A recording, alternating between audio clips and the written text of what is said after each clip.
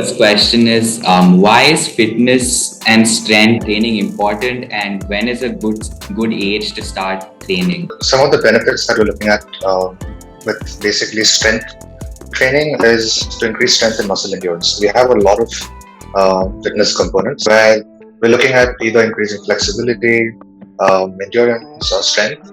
Particularly when you're talking about strength, the benefits is to be able to do to improve our physical, daily activities. For example, if you're even picking up groceries or you're playing any particular sport, okay, and even if you're just carrying a bag and walking, everything is dependent on how well you can do your strength training and improve on that. That's to do with how basically it can improve your daily activities. Most importantly, I think how people associate strength training, besides getting stronger, is to do with weight management, right? And whether you're looking to lose weight or to be able to maintain the same weight, strength training can be very integral in helping you achieve that. And again, flexibility and balance, right? So strength training specifically doesn't mean just getting stronger, more powerful. It's also about keeping a balance in the sense where literally maintaining balance when you're doing any particular activity. Think about an exercise like squats and lunges, or you lift one of your legs, close your eyes, and try to stand for balance. Those exercises are still impacted by how strong your muscles are, how good your core muscles can be, how strong they are. Yeah. That depends, right? And another benefit besides the physical benefits is a psychological benefit. It just makes you feel better. You have an improved mood. Okay, your energy levels are far better. So those could be some of the benefits to look at. From a long-term perspective, we're looking at minimizing risk of injuries, right? So when we're doing strength training, besides improving or strengthening the muscles, we're also strengthening the connective tissues, that's your tendons and ligaments. So whether you're having an accidental fall or even an impact injury with any particular sport or something, if you've done strength training, there's a much better likelihood that you'll recover better, or you'll also be stronger to minimize the impact. Okay, thanks for that. So the next question is why is it important to have a good core and chest strength? Okay, in general, having a stronger core would improve your balance and stability, right? I was giving you an early example where there's something called the starfish pose. We're standing on one leg, keeping your eyes closed and lifting the other leg. So you position in almost like a flat position. So there, it shows how much of a better muscle coordination and how much of a balance you have. And that highly depends on how well developed your core muscles are. Now, to talk about core muscles itself, we're looking at, of course, the muscles around the abdomen, your oblique muscles, your rectus abdominis, transverse abdominis, and if we're looking at further, we're also looking at the lower back muscles and maybe the glutes and hips. The primary idea is to improve balance and stability. Okay. Besides that, a strong core can help you have a stronger and a healthier lower back. Right? Most of the injuries that people have with low back generally stem from having a weak core musculature. So if the core muscles are strong, preventing injuries and having a healthier back gets easier. And then also we're looking at posture. Now somebody who has, say, a weak core muscles and even a weaker chest or a tighter chest muscle, the posture would be like slouched shoulders, forward head position. So if by strengthening and maintaining enough, I would say, flexibility around the same muscles, it's way better. Your posture is more upright and it's more balanced, so there's no pain. There's no stress on the neck or the lower back and those things. And also for chest, in particular, besides the core, it's that when you're talking about a strong chest, it's basically the ability to be able to push an object. Right? Whether it's a simple exercise like a push-up or you're doing an exercise with some weights. Okay. The ability to be able to lift heavier or to be able to have increased strength can apply to pretty much any activity of daily living again. Pushing the door, as simple as that. Why should we do a variety of exercises and not just do cardio, any one form of exercise? Right. So I was mentioning to you earlier that we have, uh, a lot of components in fitness. Generally, when people talk about, say, strength training, or let's say people think about gym or physical activity as such, they focus on two areas, right? One is, okay, it's the strength, and the other thing people are generally focused on is weight loss, right? But for us to have a better idea of how much an overall fitness is important, we have to look at the different components. Okay, if we just count back, we have let's say muscular strength. Okay, then we have muscular endurance. So the training for chest is primarily for strength. Something to do with core muscles has got a lot to do with the endurance components.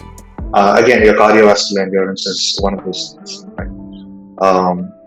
And then we're looking at speed, we're looking at flexibility, we're looking at agility, we're looking at balance, coordination, accuracy, all these components.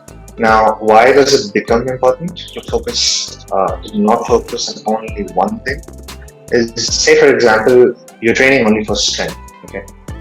Regardless of which muscle group it is, whether it's lower body, upper body, you train for strength over and over again. But at the same time, you do not work on your, say, flexibility. Then there's going to be a slight impact on how your posture could be. Or one muscle which is overdeveloped and another muscle group that may not be as developed or it's not trained at all will again create an imbalance, not just in the physique but also in your ability to play sport or simple as balance. I also feel it's important, to exercise the entire body, not just one part. You have overall fitness, good fitness as well. Yeah, so the more muscles you're engaging and the more you're training, even the body has more like a synergistic response and an effect. Where, let's say, if you're only training upper body but you skip the lower body training entirely, or you train the lower body and you skip the entire upper body entirely, you're not deriving maximum benefit. And also, in terms of training frequency, if you're only training one particular muscle group, it may not be sufficiently recovered for you to train the same thing every single day. So alternating that and having a variety is helpful. So, what are the best exercises for core and chest strength recommended for people of my age? Right. So even talking about talking about the age factor.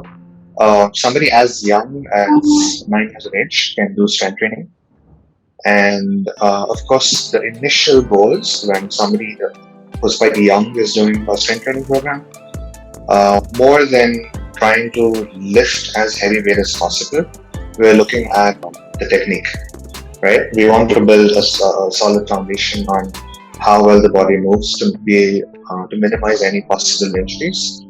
That would be the primary focus, okay, to improve the technique and to improve the movement as such. Now, suppose you have been training for a couple of years, then the focus can shift to building more strength. Okay? But the exercises would remain the same. Now, for a couple of good exercises or recommended exercises for upper body push strength, that is to do with the chest muscles, as simple as a push-up. Okay, that can be done practically anywhere. And when you're progressing from that, you're going to look at additional resistance. An exercise could be a bench press, where you could be either using barbell as an additional resistance with some weights on it, or dumbbells. Right? They both have a distinct advantage and disadvantage over each other, but again, with a balanced program, you want to do both. So that's to do for your chest. 2 exercises and then progressions from there. So in a push-up, for example, there are a lot of variations. Okay, it could be a very simple push-up, and then you could change the grip. You could get your arms closer, arms wider. Everything targets the chest along with some triceps and shoulders, but primary muscles would be the chest for those. For core strength, 2 of the exercises that are generally used as a parameter for fitness assessments, and they're quite useful, are the sit-ups, or commonly called as crunches, and the plank exercise, right?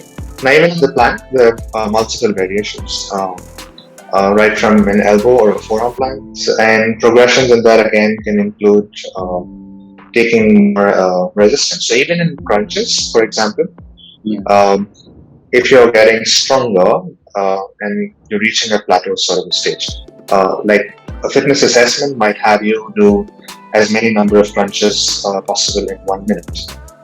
Yes. Okay. Now, after a certain while, you'll get so good at it, where you're not going to be able to do more than 1 rep per second because the speed is just too much. Then you can take in more resistance. So you might be doing punches with a small weight in your hands or your chest, or or you're raising your hands above and holding a weight plate. So that's going to add some resistance. So it's one way to again improve your strength even in that particular exercise. So if you're looking at it as an overall thing, the exercise might be the same, but within the same exercise, you're trying to increase the resistance, so that allows you to level up on the same exercise. What should we be eating before and after a workout? In a simple way to understand this is how much of a meal gap or a gap in timing is there between the food intake when you're eating and when you're training. Say for example, let's say it's about 10:20 now, and you have your next training session at say 11:30 a.m. Okay, there's about an hour. So with just about being a 1 hour, you might want to have something that is lighter on your stomach. Okay, something to do with carbohydrates, more of a simple carbohydrate, so it can be digested faster, and minimal fat if it's close to 1 hour between the mealtime and training session. Some amount of protein. Okay, say for example you're having a meal gap of 3 to 4 hours. Like let's say you had your breakfast at 8 o'clock and then you're going to train at 11 or 12. Right. In such a case, your meal can be more balanced. You can have good amounts of both simple and complex carbohydrates that digest a little bit slowly compared to the simple carbohydrates. You can have more protein. There can also be a reasonable amount of healthy fats in the meal. So this is to do with before the training session, right? Based on how close you're eating to the training session, two things. One, you're going to eat less of food. You don't want to have stomach upset in training or the food not being digested and causing a discomfort during training. So food after the training session, to keep it simple, we consume a decent amount of carbohydrates so that you recover from the training session, and also a little bit amount of protein that could either be in the form of food and probably at a higher level when you're training specifically an athletic level. You might even want to rely on a protein supplement just for the ease of or convenience of getting the required calories. There's one more point I want to touch on this. Okay. Say, for example, somebody is training on an empty stomach. Okay, you wake up and you're going for a run. Obviously, there's barely any time for you to have a full meal, right? It's not going to digest. It's going to cause gastric stomach upset. In such a case, you can have something to do like a sports drink, something to do as simple as Gatorade, which might give you a little bit of electrolyte, there's some sugar in it to kind of fuel your workout. It makes sense because a liquid form of ingestion of carbohydrates will allow you to train and allow you to recover during the training session. This can be important either when you're training on an empty stomach or if your exercise session is very lengthy. Okay. Most exercise sessions might be about 30 to 45 minutes for someone of your age. So 30 to 45 minutes is a good time. But say, for example, you're when it's endurance training, right? If you're doing a marathon or you're doing maybe a 5K run, there it becomes important to consume carbohydrates even during your training session. What should my diet be if I am working out on a regular basis? Yeah, good question. This totally depends on whether you're looking to maintain your weight or whether you're looking to increase your body weight or whether you're looking to even decrease your body weight, right? Yeah. Now, all of us have a certain amount of calories that we need to consume. Let's just say we call this as a basic meal. To break it down in terms of food in a very quick way, we have something called as a metabolic rate, okay, basal metabolic rate. this is the minimum number of calories your body needs to be able to sustain its weight, okay, to be able to maintain its weight without any active use. So you could just be lying on bed or even in a state of coma, but you would still need a certain amount of calories where the body requires them for basic life processes. And then depending on how active you are, okay, if you're someone who, when you're training consistently, you're training for about an hour, and let's say outside of that you're not doing much, then you have a certain amount of, let's say, calories that you need to consume above your metabolic rate to be able to maintain your weight, right? Yeah. Now, if you're looking to increase your body weight, you're going to have to consume surplus amount of calories, right? But there is one plus point that I just want to share when it comes to nutrition. Yeah. Every time you are on a calorie surplus, that is when you're eating slightly more food than what your body needs, there's better recovery, okay, especially for strength training. You recover better because there's enough fuel, right? There's basically enough fuel, there's enough nutrition, there's enough protein that's helping you to repair the muscle fibers whenever you're training and to build the muscle fibers. And for us, when we're looking to improve strength, increase muscle fiber size, and is always helpful for us to have a more output in terms of strength. And especially when you have a shorter time frame, like, okay, I want to increase strength of this, and this is all the time I have. So in such cases, it can be beneficial. All the questions that I had for you. Thanks a lot for sharing your responses. Yeah, you're most welcome.